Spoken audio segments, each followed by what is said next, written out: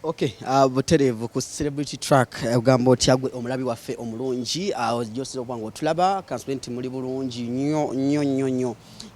This time around you can abagamba lolina tandisewo ka series oba engeri ya ka program akabantu abanoonya abagalwa katanso kubanga katambula bulungi nnyo era response ebadde nnungi nnyo okutwalira wamu nasembye battere mwana muwala nga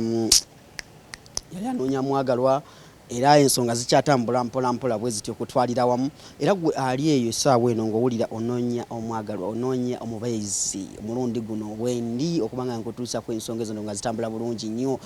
ddala kyolina okukola kiri kimu enamba y'essimu eri ku screen gwe nkubira ku kasimu noonyaako gye tukole interview abantu bagambe bakube figa mu maaso bategere nti mwana gwe wakula bulungi wakula n'obala kitegeera kyolina okukola kiri kimu kuba kasimu kae kali ku screen yawo eri +25670255372 watuli mu gwanga munoso kumpa WhatsApp video nongamba nti nze divorce njagala musajja bwati njagala musajja yakola bwati njagala musajja yakozeeko njagala musajja yakoze bwati njagala musajja yakoze bwati oshegera tunga tukikwasaganya mu ngeri obe yenjawulo owanga oli musajja nganje divorce njagala mukazi yakole bwati nkozi abakazi abayaye nkoye biki kuluno tugenda kikuba mpola wano online manyi ensonga zino twate tuzikwasaganyiza tulino zikwasaganya mu ngeri obe yenjawulo shona okola kitimu enamba y'essimu eri awo mpeza ku WhatsApp message oba nkubira ku ssimu then nabagamba luyo nasemba okujjawo ne mbagamba nti omukyala ali wakati w'emyaka 35 kweyongera waggulu nga wasomako ina diguli esooka weetaagibwa omwami anoonya ono ye yaŋŋamba noonya mukyala nga ayina emyaka 35 okudda waggulu omwami ono awangalira mu America ng'omukyala bw'oba oli eyo ng'osobola okukkiriza okufuluma Uganda n'ogenda ebweru noba nga okyusiza obulamu bwo eyo omwami yali ready okubanga akuteekamu buli kimu n'okuba ng'osigadde wano Uganda buli kimu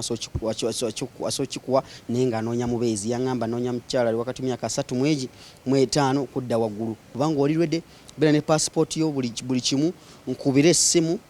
oba jangu wano ku terefayina ku Masengere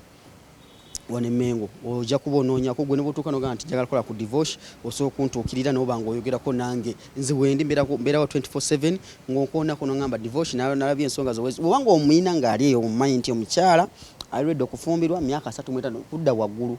wono yaŋŋamba divorce nze njagala mukyala myaka 35 kudda waggulu asomyeko diguli esooka omukulu ono abeera mu America amanya gesigenda gatulikiriza ne batuba tufunye omukyalo oyo kijja kuba kitukolera nnyo ekirala gwe wano mu Uganda onkubira kasimu ne tukolera ka interview ne nkukyazaako abantu bakulaba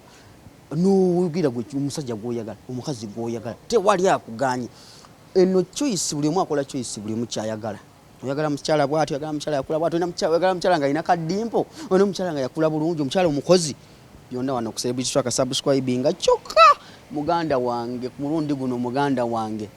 saagala munneekwase nti saaba the platform gwe jangu ate nze ebyange sibikolera mu nkukutu mbu ate divorce nze nja ebyange bya private munoonyeze naye nga mu private nedda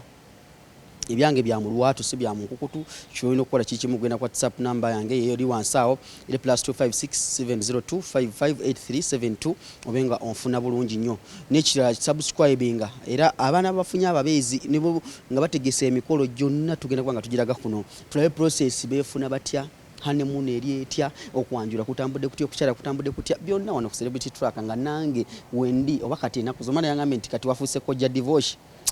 Maybe I should become a kojja divorce ndowooza banga tekwa kakojja si bwe kiri nfuke kojja ninga tewedabira banaffe akanyomero kano katusuwa ku banaffe abakitonsa hub group nga bakutegeeza nti muganda wange ali eyo omukyala wenyoma omwami wenyoma mu size omusajja omwami ensonga zo mu kisenge akazanyo tekakyawera bulungi nnyo bakitonsa hub group abakyala ngo oluzaalo lwagaano yakukyusa ku luzaalo ku kitonsa hub group banoonyeeko nkwe ku namba ya kojja kitonsa obenga omukoonako anytime obenga omufuna bulungi ng'ogubadde wenyoma mu size wenyoma mu buli kimu amaka gaganye gafunyemu okukyankalana kankwe namba ya kojja kitonsa obenga obatuukirira bulungi enamba eri 0709 chenda 02 00 0709 chenda 02 00 nga bono gama 0709 rwenda n'ebibiri okitegedde ojja kufuna bulungi abakojja okufuna yogerako nekojja kitonsa ayinawo basenga babulirira gwa abaana bagenda mu bufumbo essaawa zino ninga tewetegese ginyo era obakubira kasimu ne bukubira nze nonganja akola kukojja nso okutwalawo kuba kwadi baliranyi wano kumpi ne masengere we wao bibatuusaka nyumyo kafe kana akafuna omwagalwa ku celebrity track nkutegeeza nti muganda wange ku mulundi guno chance weeri tugenda kikola obanga gw'obadde oli eyo ng'ogamba byagaana ntuukirira enamba yange y'essimu naye nga nkujukiza nti omukyala wakati w'emyaka 35 omwami yagala mukyala wakati w'emyaka 35 ng'osomyeko ng'oli redde okutwalibwa mu Amerika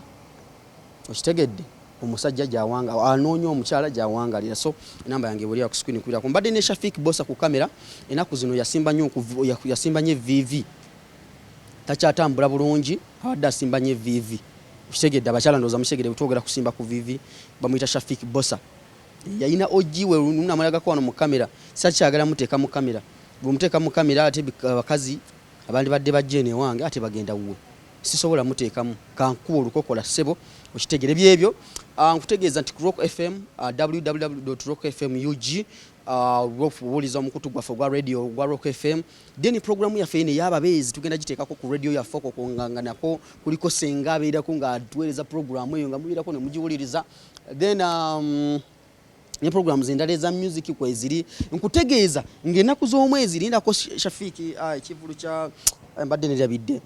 Pastor Wilson Bugembe abadde mwene ensonga ng'ennaku z'omwezi 3 July 3 June ku lunaku lw'abajulizi abadde mwene ensonga concert kwa Hotel Africana Pastor Wilson Bugembe jjukira kyekivulu kye ekisookedde ddala nga okikolera outdoor mu myaka 10 so muganda wange gwali eyo ifuna akagoye kogenda okwambala kwolwo nga 3 June kunaku lw'abajulizi tuba namugongwa tukiwunzikira te ku Africana akawungeezaawo ne Pastor Wilson Bugembe nkukubiriza muganda wange twegatteko CRK Planet Limited bibatuusizaako show eno muganda wange CRK Planet bibatuusizaako concert eno abadde mwene ensonga concert cancel kenda okay Pastor Wilson Bugembe live in abadde mwene katonda yawabanaku abadde mwene ensonga concert ng'ennaku z'omwezi 3 June Hotel Africana okutegeeza nti muganda wange ennaku z'omwezi 4 ajja kubeera Colin Hotel Mukono ennaku z'omwezi 5 agenda kubeera ku Kyotera mu Kisaawe ennaku z'omwezi 10 Tiana akugombolola ennaku z'omwezi 11 Luweero ku Kisaawe ennaku z'omwezi 12 Nansana ku Worship House ku church ya Pastor Wilson Bugembe wagenda okubanga akiwunzikira nenga main show eriyo nga 3 June 3 ennaku z'omwezi 3 June omwezi ogw'omukaaga wali ku Hotel Africana twesange fenna CRK Planet bakutegeeza nti bakutuusizaako eno proud sponsored by Pepsi Cola Plascon Next Media Roseform Bukede MB okay byebyo ajja kwanga nsuka wano mbeere bulungi omwana muwala eriya bakuyitaani bamuyita ime mukyala wa Walukaga abatumiddeko mbeere bulungi nze mbatadde